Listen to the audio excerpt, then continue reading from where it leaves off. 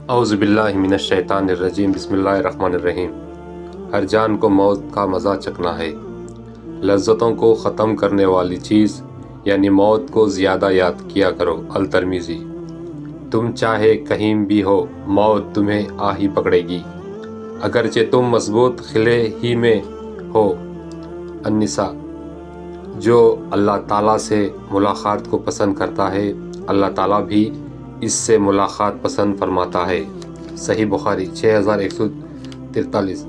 اللہ تعالیٰ نے قرآن مجید میں موت کو اجل سے تعبیر فرمایا۔ اجل کے معنی ہے کسی چیز کا مقرر وقت جو کسی قیمت پر نہ ٹلے۔ موت ایک ایسی حقیقت ہے کہ جسے انکار کسی کے لیے بھی ممکن نہیں۔ ہر ایک جانتا ہے کہ ایک دن اس کی دنیائی زندگی کا تسلسل یقیناً ختم ہو کر رہے گا، اور جب اس کی موت کا وقت آئے گا تو دنیا کی کوئی طاقت اور اعلیٰ سے اعلیٰ سائنس اسباب وسائل اس کو موت سے نہ بچا سکیں گے۔ قرآن مجید کی سینکڑوں آیتوں میں موت، حشر اور جنت و دوزخ کی تفصیلات کا ذکر ہے، اور لوگوں کو اس اٹل حقیقت کے لیے تیار رہنے کا حکم فرمایا گیا ہے۔ چند آیات ملخصہ ہیں۔ ہر جان موت کا مزہ چکھنے والی ہے، اور تمہارے اجر پورے کے پورے تو قیامت کے دن ہی دیے جائیں گے۔ پاس جو کوئی دوزخ سے بچا لیا گیا اور جنت میں داخل کیا گیا، وہ وقتاً کامیاب ہو گیا، اور دنیا کی زندگی دھوکے کے مال کے سوا کچھ نہیں۔ سورہ ال-عمران 185۔ ایک اور جگہ ارشاد بانی ہے، اور کوئی شخص یہ نہیں جانتا کہ وہ کل کیا عمل کمائے گا، اور نہ کوئی شخص یہ جانتا ہے کہ وہ کس سرزمین پر مرے گا۔ بے شک اللہ خوب جاننے والا ہے۔ سورہ لقمان 34۔ تم چاہے کہیں بھی ہو، موت تمہیں آ ہی پکڑے گی، اگرچہ تم مضبوط قلعے ہی میں ہو۔ سورۃ النساء۔ پھر جب ان کا مقرر وقت آ پہنچتا ہے تو وہ نہ ایک گھڑی پیچھے ہو سکتا اور نہ آگے بڑھ سکتا ہے۔ سورۃ النحل۔ اور تم اس مال میں سے جو ہم نے تمہیں عطا کیا ہے اللہ کی راہ میں خرچ کرو، قبل اس کے کہ تم میں سے کسی کو موت آ جائے، پھر وہ کہنے لگیں گے، اے میرے رب نے مجھے تھوڑی مدت تک مہلت اور کیوں نہ دی کہ میں صدقہ خیرات کر لیتا اور نیک کاروں میں سے ہو جاتا۔ اور اللہ ہرگز کسی شخص کو مہلت نہیں دیتا جب اس کی موت کا وقت آ جاتا ہے، اور اللہ ان کے کاموں سے خوب آگاہ ہے جو تم کرتے ہو۔ المنافقون۔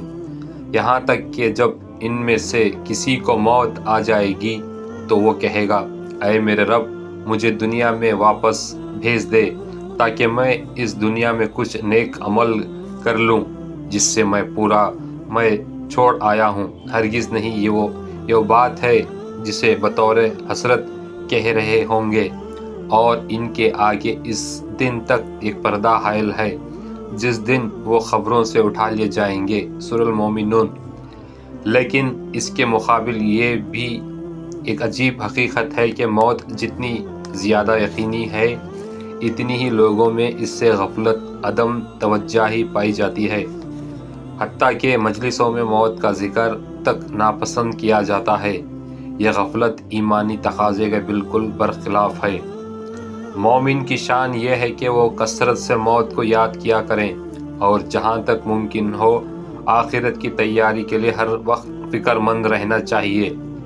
قرآن مجید کی سینکڑوں آیتوں میں موت، حشر اور جنت و دوزخ کی تفصیلات کا ذکر کیا گیا ہے۔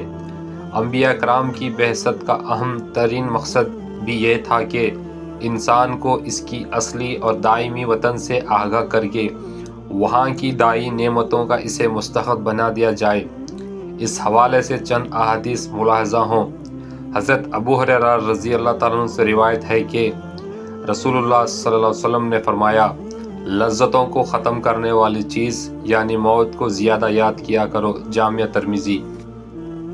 حضرت ابو موسیٰ رضی اللہ تعالیٰ عنہ حضور نبی کریم صلی اللہ علیہ وسلم سے روایت کرتے ہیں کہ آپ نے فرمایا جو اللہ تعالیٰ سے ملاقات کو پسند کرتا ہے اللہ تعالیٰ بھی اس سے ملاقات پسند فرماتا ہے، اور جو اللہ تعالیٰ سے ملنا پسند کرتا ہے اللہ تعالیٰ بھی اسے ملنا پسند فرماتا ہے۔ متفق علیہ۔